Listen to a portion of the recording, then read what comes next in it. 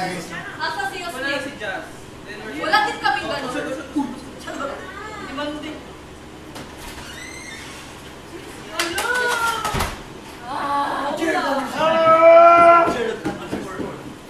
Shooting ba to? Very good. Yay! May uniform! Ay, Frank! Din ba kami?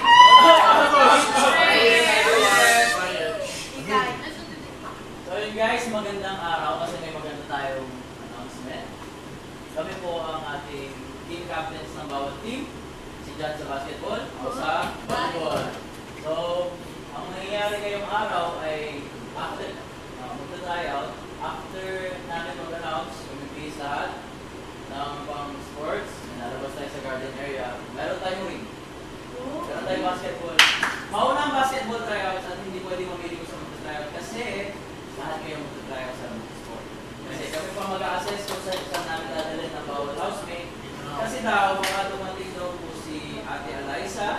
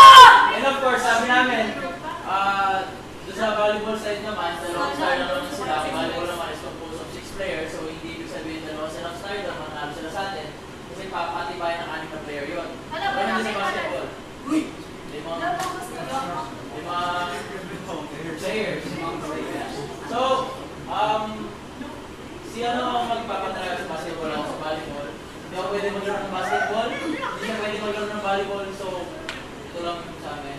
And yeah.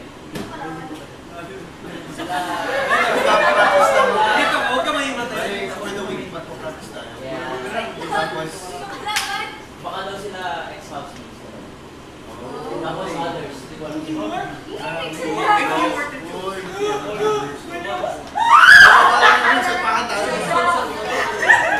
Tapos meron tayong meron tayong isang oras per sport. So una ang basketball, but sabi ko nga kay Jan, kay Kuya, mag-stretching na tayo. Kasi iwas tayo injury, safety yung lahat. Kasi hindi naman lahat active. And after basketball tryouts, pinakusap ko kay Kuya na mag-water break na. Kasi pagka-diretso tayo. Simple naman siya. Wala kami na. Wala pa kasi wala pang team. At so sa isang game ng ilan? Oo. This is so exciting. Lahat kayo mag-try sa basketball, lahat kayo mag-try sa basketball. So kami mag-decide kung kami daw mag-decide. Pero syempre kung tayo sa advantage, syempre gusto natin manalo, diba? Kahit sino pa kalaro. Bigas pa yan ha. Wala na siya.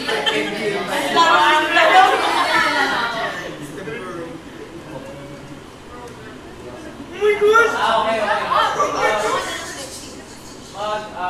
Maglaan na daw po ng pamunas agad. Bawal po mabasato. Lapel. And bawal po ma-damage ang mga camera sa labas. At ingatan daw, pati ito. So sa gilid natin siya lalagay. Hindi natin po. Wala mag-gimita ng basketball muna. Yeah. So yun, bihis na. Bihis na. Tara, piso tayo. Wala na.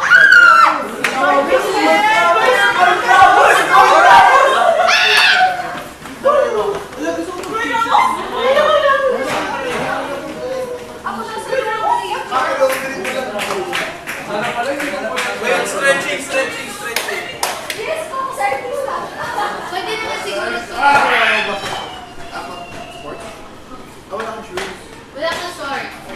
shorts. Nasa laundry.